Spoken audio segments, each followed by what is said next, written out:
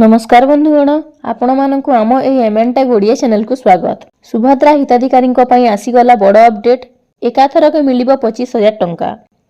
उपमुख्यमंत्री प्रभाती परिड़ा कले बड़ घोषणा।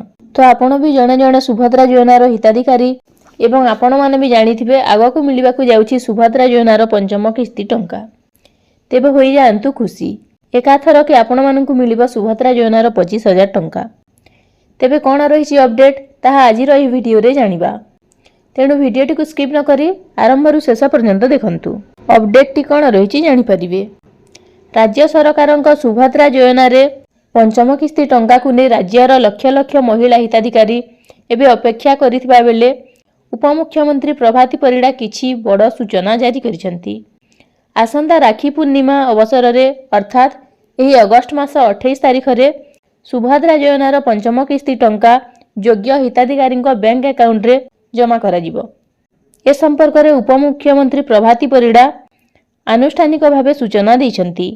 एही उपलक्षे नयागढ़ रे एक भव्य राज्य स्तरीय समारोह आयोजित करा जिवो।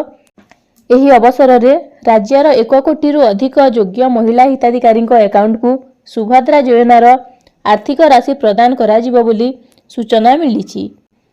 सेही परे राज्यर योग्य महिला माननकु सामाजिक और आर्थिक सशक्तिकरण पई प्रतिवर्ष एक निर्दिष्ट सहायता राशि प्रदान करा जाउछि। तो ये थिला किछि अपडेट जहाँ आपण माने जानिबाकू पाइले। राखी पूर्णिमा रे मिलिबा सुभद्रा योजनार पंचम किस्तीर 5,000 टंका एवं 25,000 टंका सेही माने पाइबे जे माननकु कि पूर्वरु टंका मिली नाही, अर्थात से माने ए पर्यंत कोनोसी भी किस्ती टंका पाइ नाही। तो एटा थिला अपडेट जहाँ मु आपनकू जणै देली। तो एहीपरि अनेक गुडी इनफॉर्मेटिव वीडियो देखिबा पई आम चैनल को सब्सक्राइब करंतु। धन्यवाद।